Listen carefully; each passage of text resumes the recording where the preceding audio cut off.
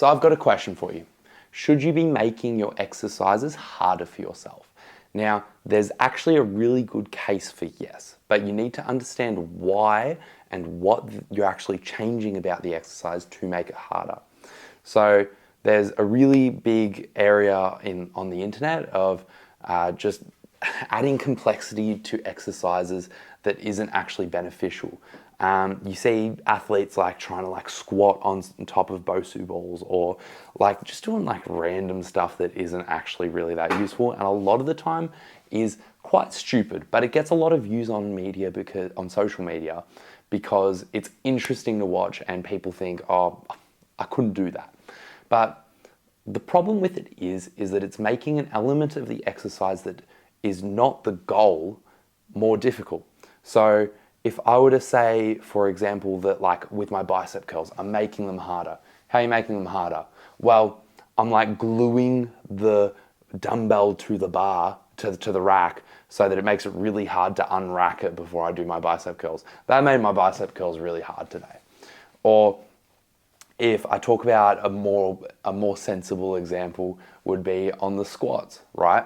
The goal of a squat is to develop strength, it's to do this, that, the other through the actual squatting movement. But if my walkout is terrible because I don't understand how to do a walkout after I unrack it, then I'm just making the job harder for myself, and it might make the exercise feel really difficult, but that difficulty that I'm going through is not beneficial for me in any way whatsoever. So then, in what way should we be making things more difficult? We should be making things more difficult in a way that they actually benefit the target that we are trying to achieve. So if we are trying to achieve strength or size, then increasing the amount that we feel a muscle through a movement is going to be beneficial. Increasing the amount that we feel that muscle and therefore needing to go down in weight because the exercises become too difficult for that muscle to actually show that level of strength is typically a quite good thing.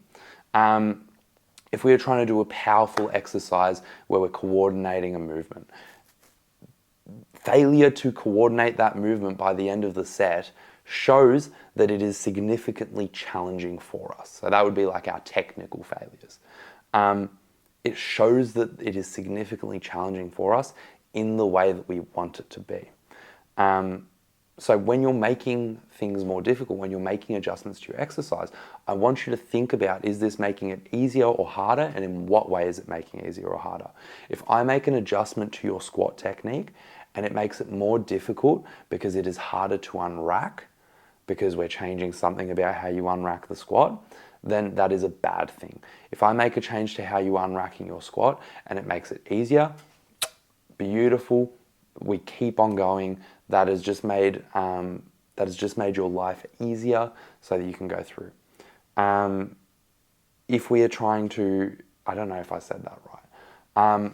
If we are trying to improve the difficulty of our bicep curls and all of a sudden we feel it in our biceps and not our triceps, great, right? That is what we want. So yeah, when you're making adjustments, this is going to be a short one. When you're making adjustments, just think about what area they are making more difficult and if that is actually beneficial to what you were trying to achieve from the exercise. Go do that. If you've got any questions, let me know. Otherwise, I'll see you in the next one.